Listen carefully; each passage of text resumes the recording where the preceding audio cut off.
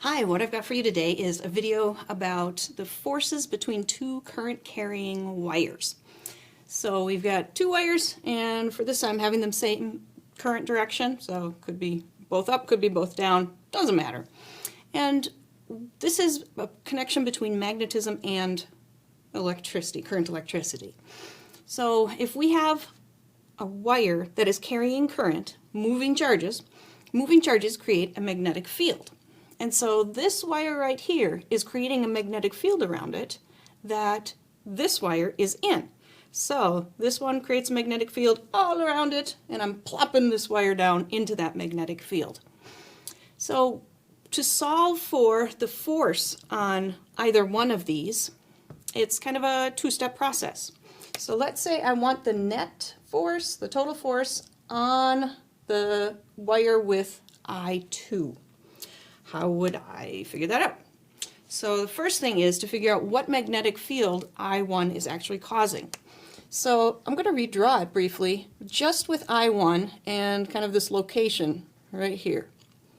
Let's toss some numbers in. Did I have numbers? Let's do 10 centimeters apart. And I'm going to have current number 1 be 6 amps and current number 2 be 3 amps.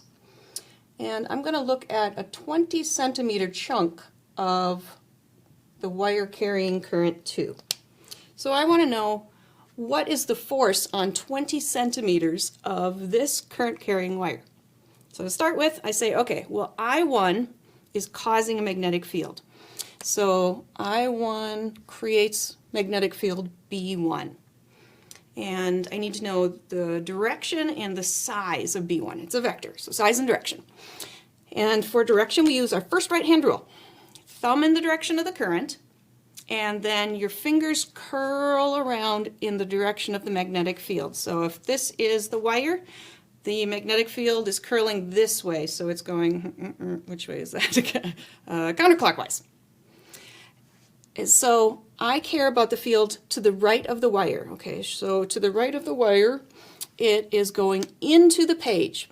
So at this point, the magnetic field from I1 is into the page, which we signify by an X. Sometimes I use the circle around it, sometimes I don't. So we know the direction. How do we get the size of that field? To get the size of the magnetic field caused by a current, we are going to do magnetic field equals mu naught, constant, I, the current, over 2 pi, and R is the distance away from this current carrying wire. You can imagine that the closer it is, stronger B field, the farther away, weaker B field.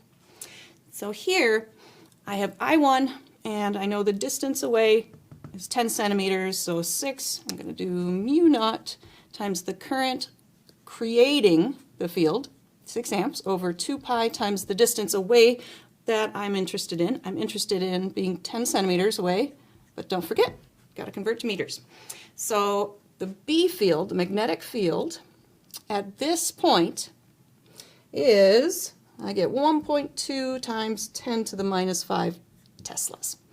And that is into the page. All right, so that's step 1. Now we've got step 2, and we want to know what the force is on this chunk of wire. So I'm going to, again, redraw.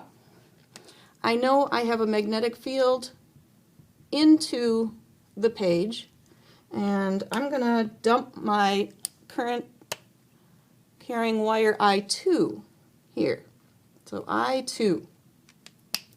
And it's in a magnetic field into the page. All right, we want to know what the force is on a 20 centimeter chunk of this wire. How do we do it? Okay, so here we use our other equation. We've got the force on a current carrying wire, so the force on a current carrying wire of a certain length in a certain magnetic field, and then we do the sine theta. And for us, I am only going to use 90 degrees here, so this will always go to 1. So for my problems, you can just ignore the sine theta. All right, I know my current, I know my length, I know the magnetic field. And now this is the current of the wire that we're looking at. Not that one. That one has done its job. That's why I kind of redrew it. Once we figure out what the magnetic field is from current 1, its job is done. We don't care about it anymore because we want the force on this wire. So I'm going to use the force on the current with I2 is going to be I2, which was 3 amps, times the length of I2 that we're interested in. I said 20 centimeters, that'll be 0.2 meters. And now the magnetic field that it is sitting in. Well, the magnetic field at that point, 10 centimeters away, was 1.2 times 10 to the minus 5 teslas. So the force that a 20 centimeter chunk of this wire feels is, what do we have, 7.2 times 10 to the minus 6 newtons. But force is a vector.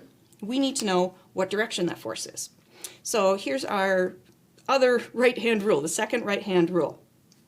And to do this, I often just redraw it with I and B to figure out F. What is the current, the direction of the current I'm dealing with? It's going up. What's the direction of the magnetic field I'm in? It is into the page.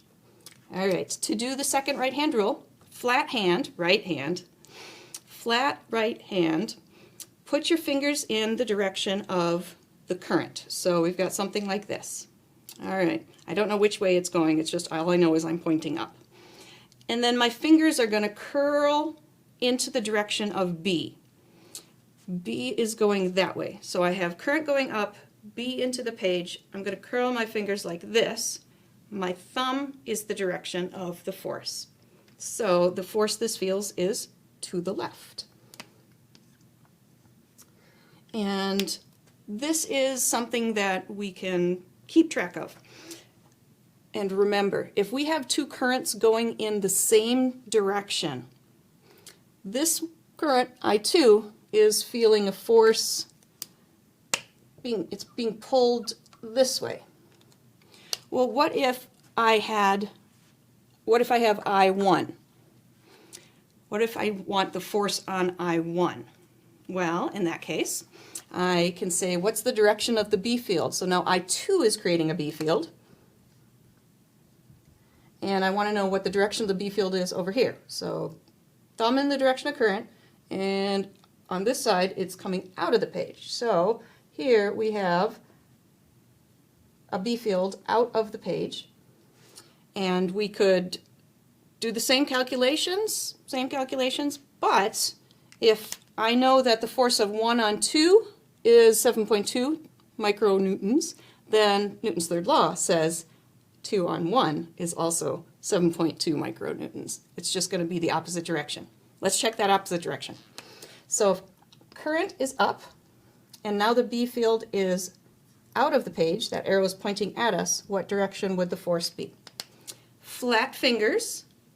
Fingers point in the direction of the current, so something like this, and then we curl our fingers in the direction of B. So current's that way, B is that way, so I'm going to curl my fingers like this.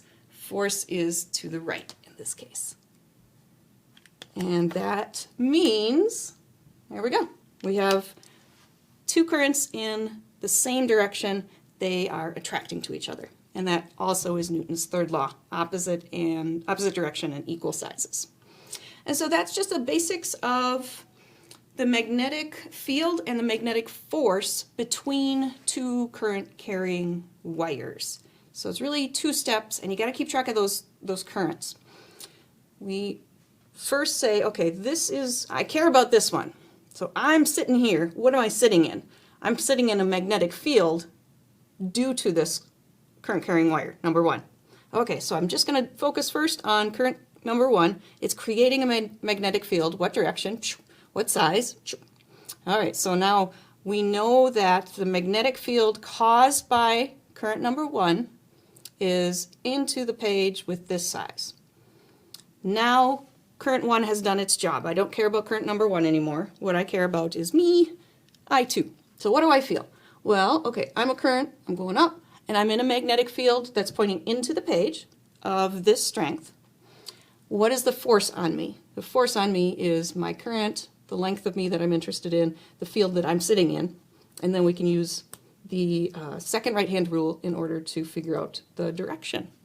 So there you go. Hopefully this makes a little sense, and with these I just recommend doing a lot of different problems.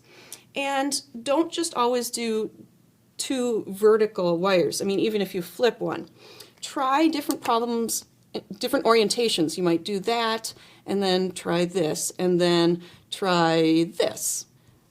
And so don't focus just on always 2 up and down. Try different things, because with the first right-hand rule, it's going to give you B fields in different directions, and it'll get you better practice at using that first right-hand rule to figure out the magnetic field from a current carrying wire. All right, hope this helps. Good job for watching.